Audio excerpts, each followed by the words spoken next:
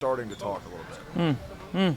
The man, the myth, the legend right here. We got him. We got him. Bruce Pearl is with us, head coach of the Auburn Tigers. Bruce John Fanta. John, War Eagle guys. I mean, what's up? I can't help myself. It's great to have you. Great to see you. Good to see you. Fresh off the Naismith breakfast where your man, Walker Kessler, was up there, and he told a great story winning the Defensive Player of the Year. He did. He did. So I did call his dad at some point in the summertime. And I said, Walker's got to stop playing like he's 7'1", 260. He's got to play like the athlete that he is. Yeah. He's just got to play faster. And part of the mindset was the thing I loved about Walker was when I watched him play when he was, a sophomore. He was 6'9", but he moved like he was 6'5". Mm-hmm. He just moved like an athlete. And sometimes you got to remind big 7-foot white guys you're not big, slow, and stereotypically a center. Walker Kessler can really move. He's an athlete, and he showed that for us this year. Best shot blocker in the country. No question. I mean, unbelievable defense. Great year for you guys. I mean, obviously you don't go as far as you want to, but I mean, the excitement level at Auburn, at traditionally a football school, nobody does it better than you, Bruce. And I'm throwing it out there. I grew up in Tennessee. I saw it firsthand, the hoopla that was in Knoxville. Hey, my man's taking his shirt off. How have you been able to do that? I'm shocked you made it this far without you mentioning that you're from Tennessee. I know, we're on like day 5. I love it. But your ability to get your guys going, I mean, capitalizing on football school, turning it into a basketball school, I mean, is second to none. Listen, I think sometimes in life we don't know who the opponent is. And sometimes sports compete with one another for attention and things like that. Man, I know who my competition is. The rest of the SEC, not Auburn football, not women's basketball, those are my teammates. Yeah. And I want to help them be successful, and I need their help for us to be successful. So call it self-serving if you want to, but that's how I look at it. And I think the other thing I tell people, and I really believe in this, is I know we're in a profession that's very nomadic. When you're winning, they're worried you're going to leave. And when they're losing, they're packing your bags, so you will leave. So we're always coming or going. And so it's really hard for coaches to buy and sell. Right. But if you want to be successful, buy. If you want to be successful, you need to treat that job and that community like it's the last place you and your family are ever going to live, and jump in with both feet. And then every time I left, 2 or 3 times of my own choosing, and one time in Tennessee, which it was not of my own choosing, with tears in my eyes and my family's eyes. They had to pull us away from our friends, our synagogue, our church, my barber. You get attached, right? And but it's the only way I think you can really have great success. So let me ask you this. I've had you on shows before, and you start saying things like "fixin'." You can hear that Southern accent coming out a little bit. This guy's a Southern accent expert over here. So do you have any advice for him on some words that he can use? Just carry the vowels, baby. Just elongate those vowels, and you'll be okay. You have arguably my favorite player in the country. Oh, and it's not Jabari Smith. It's not Walker Kessler. It's my man KD Nightmare Fuel Johnson, and you've elaborated it on with this show before. But man, the emotional energy that guy brings. Can we talk a little bit about that? I know that's unprofessional to say that. Can we talk about it? But goodness me. Absolutely. Listen, I think when you got somebody, obviously KD is extremely emotional. He's very, very passionate, right? He wears them on his sleeve and on his face. But he's got a great heart. Yep. Right? His heart's in the right spot. And so just taking that energy and channeling it to in more positive directions more often is what coaches and teachers, and that's what adults do. And so KD, he's got a good understanding what we're trying to do, and if he could just try to be great every day, just try to have a little bit more discipline and a little bit more of the things, because I believe he could be great, not just show signs of greatness. I think he could actually be great. Bruce, it's interesting in this NCAA tournament because we have seen some storylines develop out of nowhere. A month ago, people were saying, is Hubert Davis really the guy? Yep. People didn't know who Shaheen Holloway was nationally, Right. and now they do. You're one of the guys in this sport that always can speak on these types of things. Sure. What's your thought on the process of validation and that whole ideology? Part of it is all what you've done lately. Part of it is an immense overreaction. Let's start with Hubert Davis. Hubert Davis was a great player. Hubert Davis is a great human being. Like he's like one of the best human beings on earth, right? He was a really good assistant for Roy. I don't know how great of an assistant. I think he was really, really good for Roy. So why wouldn't you have thought then that he could be a great head coach? Because he was great everything else he touched. As far as getting off to a slow start is concerned, I'll equate it to Arkansas in our league, okay? Right. Yeah. North Carolina did not play hard early in this season. They didn't play together. They didn't play inspired. They didn't play with the same passion that their coach coached. They didn't, and as a result, they lost. And so his ability to continue to believe in them and and be able to demonstrate and convince them, look, we still have enough talent here to get to where we want to go. Oh, listen, don't. Nobody was feeling bad for Hubert Davis and their team when they were 12-6. Nobody. Yeah. They're still North Carolina. They still get the best players every year. Right. And they still got great players. But he hadn't been able to convince them yet what it was going to take. And he did, and he was able to. Coach Musselman did the same thing at Arkansas. Arkansas got started the SEC, I want to say like 0-3 or 1-2 or something like that. And then Muss went, guys, this is not going to get it done. And pretty quickly got them playing hard, got them playing together, and they were one of the best teams in our league. You talk about North Carolina getting the best players. Auburn's starting to get the best players. And I'll tell you guys a story. On the AAU circuit, if Bruce Pearl shows up and there's an Atlanta kid, people just say forget it. Bruce Pearl runs Atlanta recruiting scene. I mean, think about the guys he's had recently. But we got to talk about Jabari. I mean, another Atlanta kid. Terrific player. He's going to make a lot of money. Make a lot of money. Jabari's got a different mentality. Like he's an NBA All-Star. I've never said that about any prospect I've ever had. He's an NBA All-Star, and pretty quickly in his career. He's the best jump shooting man his size in college basketball in the last 10 years. He's got a toughness to him. He's an incredible competitor. He's an unbelievable teammate. He's a great kid. He was raised the right way. He's got discipline. He does his morning workouts. He's not jealous of anybody else's success. He actually makes the other guys around him better. He can guard, 1 through 5, and at that next level, I think that's really, really important. And the deal in Atlanta is this: people don't realize. I never knew where Auburn was. I flew into Auburn when I was at Tennessee. First of all, I thought it was a private school. I had no idea it was a state school. Alabama was a state school because it was too small. It was too beautiful. It had a very private feel to it. And then it's an hour and 15 minutes to the Atlanta airport.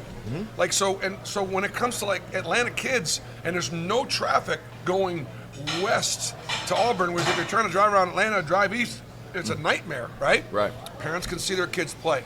So whether it would be Sharif Cooper or JT Thor or Chuma Okeke or Isaac Coro or Walker Kessler or now Jabari Smith, those 6 names are either in or going to be in the NBA, and we're literally 6 for 6 with those guys. But wait.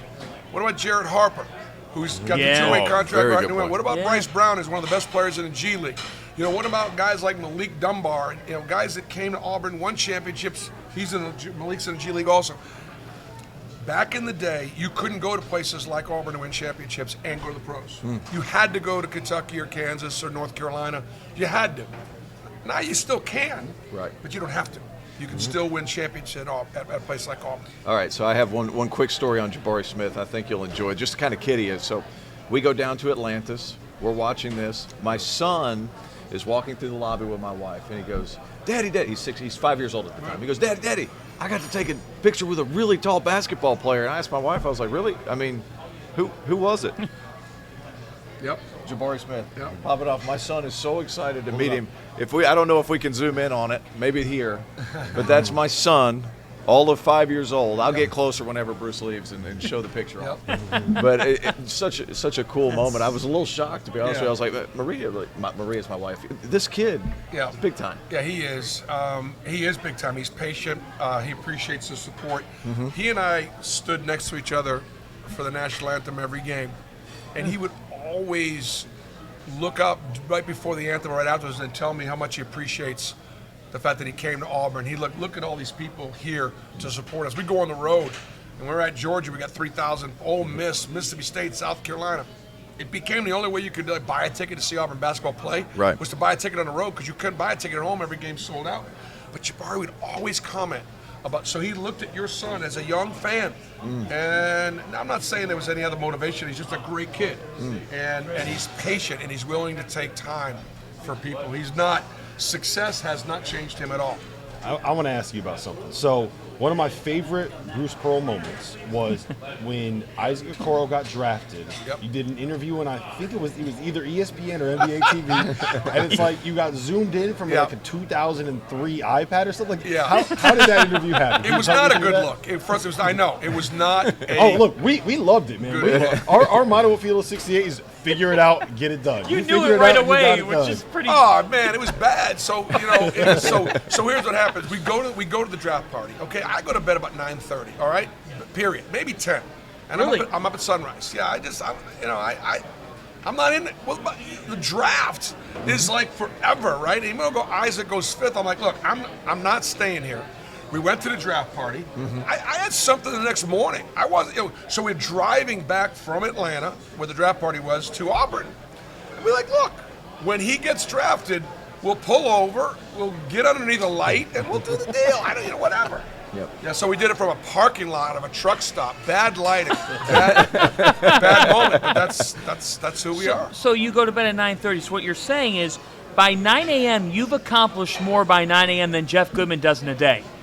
Maybe. I know that when Jeff and I did our Sirius XM radio show every Tuesday and Thursday from 3:30 to 6, I think he woke up about 3. Because he's such a preparer. He's Right. Yeah, that's it. Hey, I got one more question. This is my last one. I'll shut up and then throw my tongue over my shoulder. But we're looking at, they call it Krzyzewskiville. We settled on City of Pearls for you guys there at Auburn. Do we have a name for that now, or what is it? Look, it's got to have something to do with the village, because the dorm area is kind of called the village, and so I think we're going to call it Jungleville. I like that. Jungleville. And you know what I thought? Because the weather's so nice at Auburn, we're going to do this. We're going to take the area outside Auburn Arena, which is a pretty nice little area, and turn it into sort of a park. And like how cool would it be to have some big screen TVs out there, some concerts, some food trucks. Oh, good Not gosh. just for Jungleville, but think about a fraternity or sorority. It's enclosed, so it's not off the beaten path. Like, let's have a sleepover. I know when I was back in college, I was 18, 19 years old, put a girl in a tent. Are you kidding me? And get permission to do that? I know that was a little It was well said. There's the line. We were all thinking, we're all close. right. We're close, but No, we're but not I'm there saying, yet. and then We're close. We're not there No, yet. listen. But rather than going out to the bars and getting hammered, let's watch a really cool movie and have movie night outside of That's Auburn fine. and have a fire pit and have some prayer vigils. I mean, it's cool. Let's do some cool stuff. Hey, What about nobody Field of markets 68 better. live shows down there? What do you think We'll about come that? down. I don't think any question. Why, if they're willing to freeze her off, you guys can get out there and do your radio the night before games, because every now and then it does dip down there a little bit. We're heading to Jungleville to freeze our asses off. There you go. Call us, You heard babe. it here first. You heard it. Well, here's what comes off just watching you, and while we don't get down south to cover you a ton, like, you are authentic at Auburn. Right? And Jay Wright said this earlier this week. He's like, look, and you even just said it with Carolina. You're not going to, like, out Kentucky, or out Duke, or out Carolina. Why is Bruce Pearl at Auburn the authentic that it is in college basketball? Why is that fitting? Well, you know what? For better or worse, this is who I am, and I do mean that for better or worse. People either like me or they don't. There's not a lot of vanilla there. I've got a big mouth. I've got 20 opinions. I'm not afraid to express them. And we've won at places where you're not always supposed to win. Right? So we pissed plenty of people off. Tom Davis was a great mentor of mine. And you guys are good at what you do. You had a great teacher. I had a great teacher in Tom Davis. And Tom Davis said this: when you leave me, you should play the way we played, because that's what you know. It's what I taught you. It's what you learned. Make some adjustments, make it your own, but it should be this. And he was right. He said the second thing is be yourself. Dr. Tom Davis was an amazing coach, an amazing teacher, but don't try to be somebody don't try to be me. Don't try to be somebody else. That way it is simply authentic, and you don't have to try to be a certain way. So, and look, Auburn is a very special place. I've been in a lot of great places. It's the best place that I've been for training student athletes. It is conservative. We pray before our meals. We love our God. We love our country, and we love our neighbor. And that's being taught. And some people can't handle that. Like you can't have a prayer before your meal someplace. What are they doing? We're praying, and we're thanking God for the blessing. And we'd love you to join us. And if you don't, we hope we're not upsetting you or offending you. and I could do that at Auburn. I'm ready to buy a 10 and go to Jungleville. Hey, let's do Bruce it. Pearl, That's thank it. you for taking Let's the do time it. with us. Great to Congrats. great to have you guys here Yeah. all week long. You guys done a great job. You guys had so many great guests. I'm honored to have been on with you, Vinny. Yeah, man, Man. thank you for coming. Thanks for Appreciate coming, you. Bruce. We appreciate you, Coach. Absolutely. Great jacket. That's a Sunday best, too. That's Bruce Pearl. I tell you what, Auburn basketball is special. Really is. What he's been able to do with this program, and he wins SEC